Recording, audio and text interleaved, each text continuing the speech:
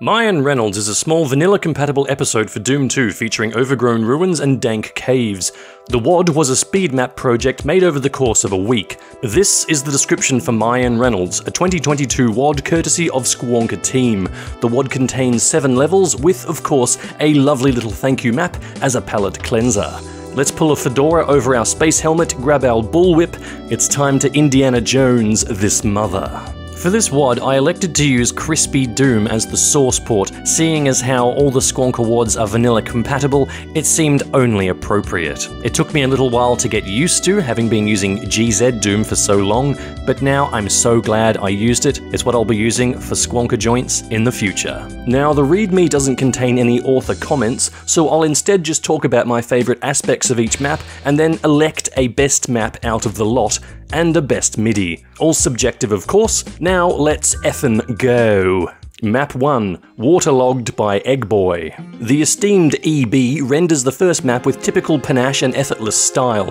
Crumbling lintels of ancient stone are supported by wood turned as hard as iron with age. Whispering curtains of lichen and vines sweep down like a green emo fringe. An exceedingly solid starter map. Best bit is the plasma gun skirmish in the sunken ruin that will help you get your Fitbit steps in.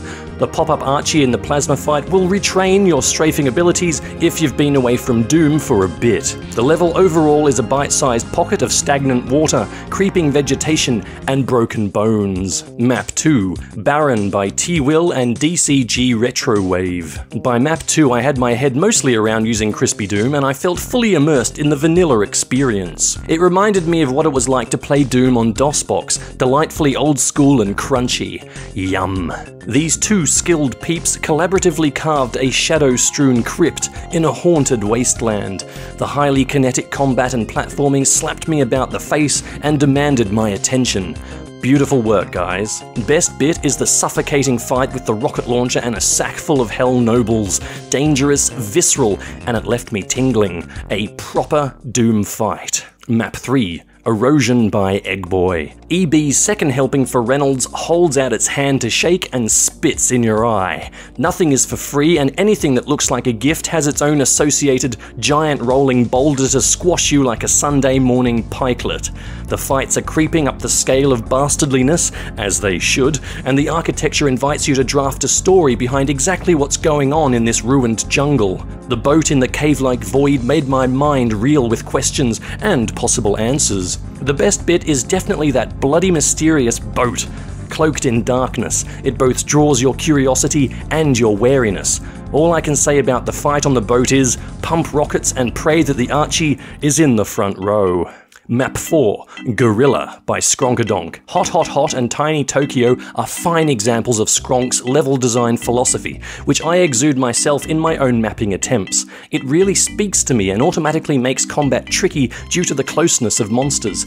However, GUERILLA is a different beast. It's open, perfectly segmented, and still kicks my bloody ass. The careful building detailing is right up my strasse, especially the pillared aqueduct that divides the main arena. Best bit is the start, for sure. Pelting to the blue armor trying to get to safety, I had a rictus grin on my face when playing, the virtual danger making my palms slick with sweat. Beautiful work, Skronk. Map 5, Wisteria by ZEMYSTIC. Concrete Swan Dive and Hamburglar Mines show ZEMYSTIC's masterful ability to carve a map up into definite, distinct parts. Wisteria is no exception. The visceral, breathless panic of the initial fight with all the boners is so bloody fun. Running, dodging, looping around, cooking up an infight, incredible stuff. Freedom of choice in a map also makes me a happy chappy. Which key do you go looking for first? You choose. Brilliant. Best bit is of course the descent to the Archvile combat trap, your stomach dropping as you descend the steps. I did cheese the fight, as well as doing it properly at the video's end, but that just speaks volumes about the versatility of Doom. You approach a fight how you want, as often as you can do so. The fight appears brutally terrifying, and it has no small amount of sass, but it's not that evil if you know what you're doing. But ZEMYSTIC's ability to make you scared before the fight is perfect, and will likely be your undoing more so than the actual combat. Map 6, Pizza Ghetto by Bobby. Nowhere feels safe in this penultimate level, and that's a difficult thing to do well. Bobby rolls his sleeves up and shoves you into a rollercoaster ride of pain, fear, excitement, and awe in the space of 10 minutes-ish. Maps like this spook me more than Ribik's or Danny's stuff. It's small scale, but the simplicity of architecture and spiraling verticality makes me lightheaded and shaky, which makes the beating of it all the more sweet. Best bit is the final fight with a box of Archie's, boners, and associated buddies. All-out carnage that demands you craft a winning strategy, or you'll end up wasting ammo and being wasted yourself. Chef Kiss. Map 7, As the Kingdom Drowns by AD79. It might sound like a prog metal band from the 2000s, but this map is exactly what you'd expect from this master of combat, this grand mason of awesome constructions. There should be a big sign in this level reading, "You are not welcome here. You will die here." AD's outpouring of genius and tender yet robust design is the perfect culmination of Mayan Reynolds. You are drip-fed eye-watering encounters and then dropped into an azure arena to let your inner psychopath out. Hopefully you've scoured the map for all secrets, especially the BFG. It's not impossible without it, but God, it sure does help. Best bit for me is the red key fight. It's that tight, twitchy sort of encounter that really gets me going.